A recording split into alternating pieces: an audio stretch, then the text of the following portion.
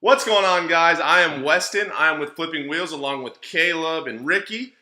We just finished going live in the group chat, breaking down people's deals, checking out to see whatever they have, any questions they may have. And I just wanted to make this video on how you can be the best, basically be the most knowledgeable in your area and know what is selling, or basically the hottest selling item in your area.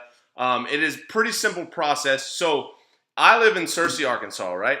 I am, in the country. There is farmland everywhere, trails, mud, all kinds of stuff. So my area may be totally different than your area. My area might have, more four-wheel drive trucks, and the price, the demand is way more here than maybe it is in Dallas, Texas, in the middle of the city. So four-wheel drives may be, a bigger deal here, meaning that four-wheel drives, the price is going to go up, maybe $2,000 difference or $500 difference, depending on how much the car is in general.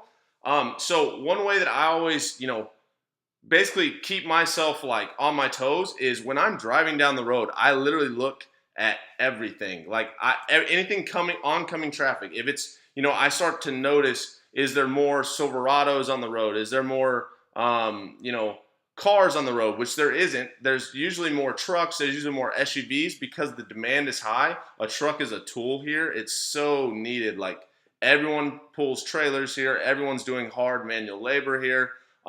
So I know that if I, stick with SUVs and trucks in my area, that I can keep my potential audience as broad as possible, making it much easier when I go to resell the vehicle, whenever it is. Even, my truck that I have now, that I've been driving for years, I was thinking just like this whenever I bought it at 17 when I graduated high school. So, yeah, 17. No, I was 18 when I graduated high school. Sorry, guys. But just things like that. Or get on Craigslist. See what, are SUVs popping up more on Craigslist for sale? Are trucks popping up more on Craigslist for sale? Are cars popping up more on Craigslist for sale? Once you find that out, start to think why. I live in a farmland, farm country. People write these trucks off their farms all the time. They use them as tax write-offs. They use them as, tools to make them more money. Maybe if you're in the city, maybe a car is the way to go. Maybe, a commuter, if you're in a commuter town where there's, 500,000 people in it, in these huge cities that are really condensed, and people just need to get to work and back and home and back. There's no, anything else except going to the office or something like that. Then they probably just need gas mileage. So now to, stay with the cars, and niche down on the cars. So that's really how I, determine on what I, buy. Even if it's my daily driver, I still take that into consideration for future reference when I go to resell it.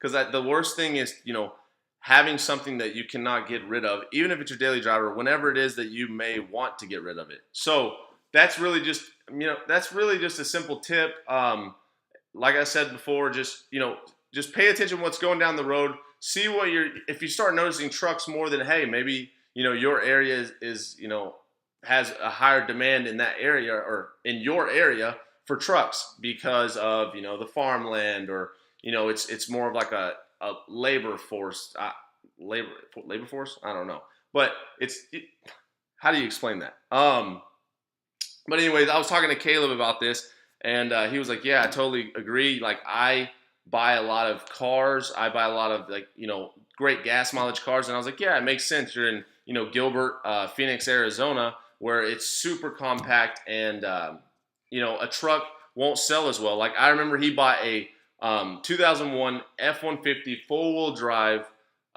It's basically my favorite vehicle to buy here. They sell instantly. They're great trucks. There's a couple things that you need to know about them before you go look at them. I'd be glad to help you with if you ever had any questions. But he was like, that's one of the hardest things I've had to sell. And so we started breaking it down, and we're like, why is this taking so long to sell? The price is right. The truck's in great shape, better shape than the ones that I sell here, really, because I went and looked at it, and I was like, I love this thing. It was the area. There was no demand in the area for a four-wheel drive, full four-door F-150 that gets 11 miles to a gallon, 13 miles to a gallon.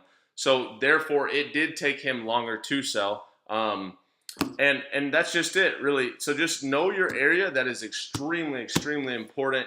Once you know that, then once you find out what's coming down the road, whether it's a truck, SUV, or car the most, then break down why you think it's has such a high demand in your area, and then start niching down on Craigslist, Facebook Marketplace, Let Go, OfferUp, and check out and see what you can find from there. But this will keep your potential audience extremely broad, and you'll have a much higher turnover rate. So I hope this video helps you guys. It's just a clip to share with you on a simple technique that Caleb, Ricky, we all use, and it helps us tremendously. It's hard to explain how much this helps us. I bought a car before, didn't have much luck with it, and it makes sense once I started breaking it down. So basically, like, reverse engineer where you're at and how you can counter off of that and do well with your area. So I hope this video helps you guys.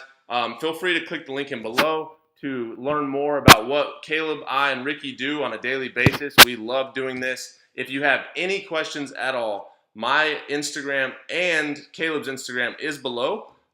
Feel free to direct message me, follow us, whatever you want to do. Track our current flips and previous flips. Ask any questions you have with us. We would love to answer them. Love to help you guys. I can't wait to see you inside. Thank you guys so much.